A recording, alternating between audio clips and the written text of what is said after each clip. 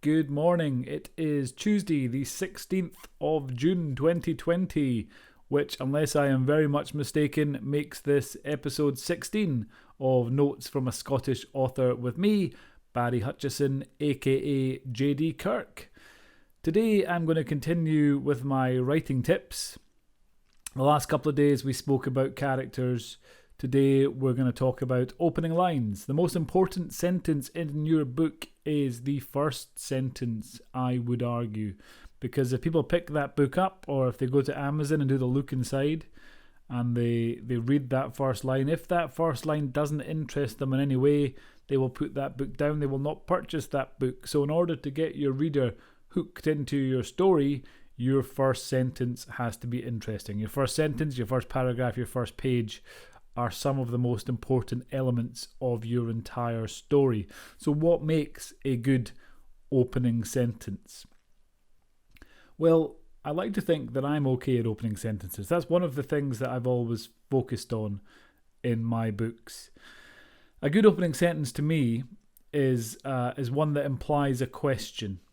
It doesn't have to have a question mark at the end, but it implies some sort of question in the reader's mind, which needs to be answered by the rest of the book. To give you an example, let me look at A Litter of Bones, the first J.D. Kirk novel. The first sentence of this is, "The total collapse of Duncan Reid's life began with a gate in the arse end of nowhere." So that does a couple of things.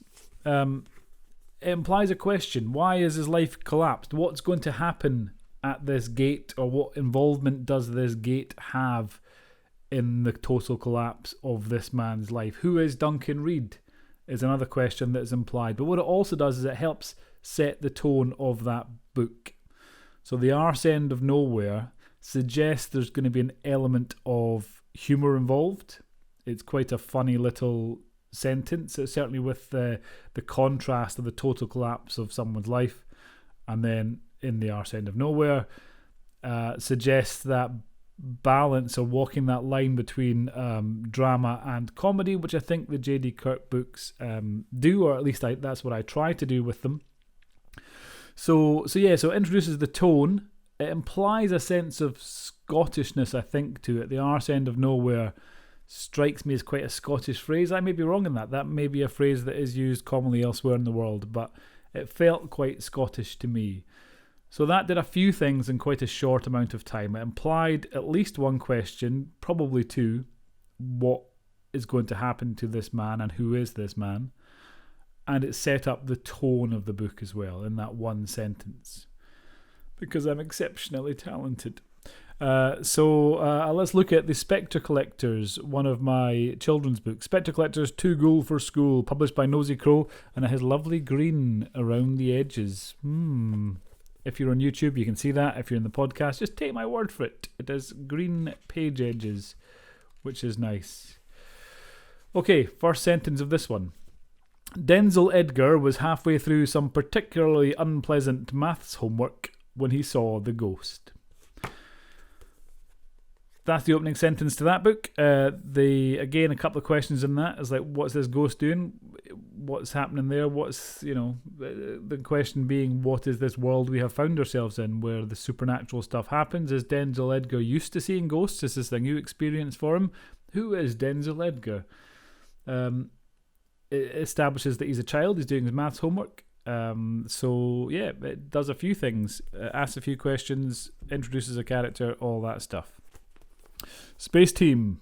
Let's do the opening sentence of Space Team. Actually, I'm going to cheat a little bit. I'm going to do the opening paragraph of Space Team, because that kind of gives the tone. But the first sentence does it as well. But I like this whole paragraph. Cal Carver's last day on Earth started badly, improved momentarily, then rapidly went downhill. It began with him being sentenced to 2 years in prison, and ended with the annihilation of 2/3 of the human race.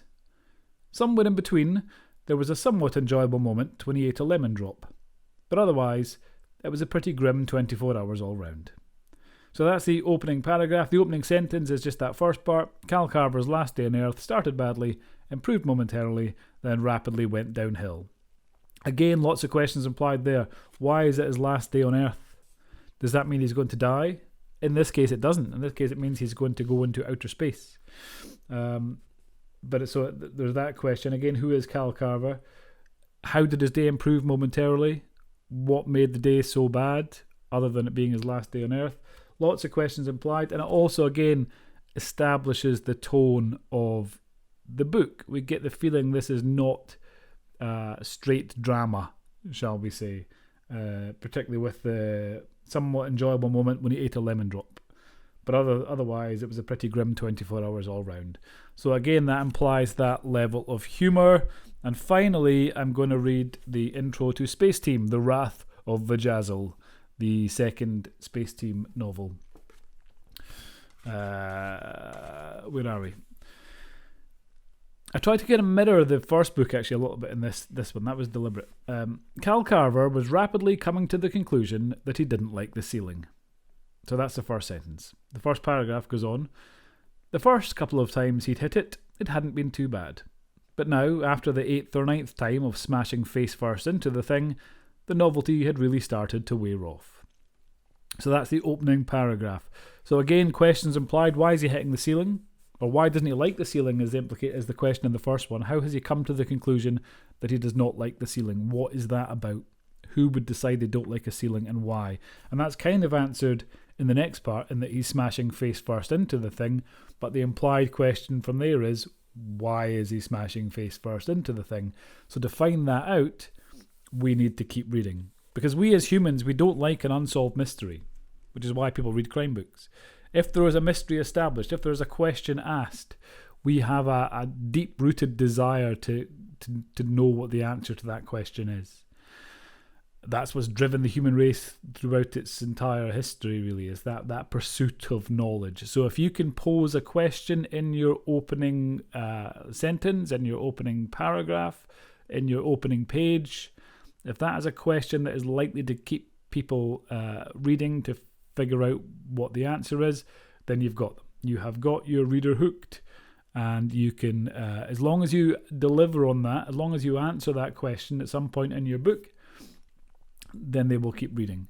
The worst thing you can do is establish a question, ask a question in the first sentence, paragraph, page, and then never answer it, because likely they will never read any of your books again. So that is my advice on writing an opening sentence. Ask a question, try to establish the theme or the tone of the book, I should say. Drop some hints about character. You can do all that in one sentence, couple of sentences, all at the start of your book. And that's my tip for today. Come back tomorrow when I will talk about, something else about writing. If you have any particular writing related questions, feel free to ask them in the comments below, and I will do my best to answer them to the best of my somewhat limited ability. So that's it for today. I'm off to do some writing now. I'm in my office again, as you'll see. It's not hay fever related today. It is pouring with rain, so I'm inside with a nice cup of tea, which is quite pleasant, really. About to crack on with writing Sidekicks 2, and I shall talk to you all tomorrow. Bye for now.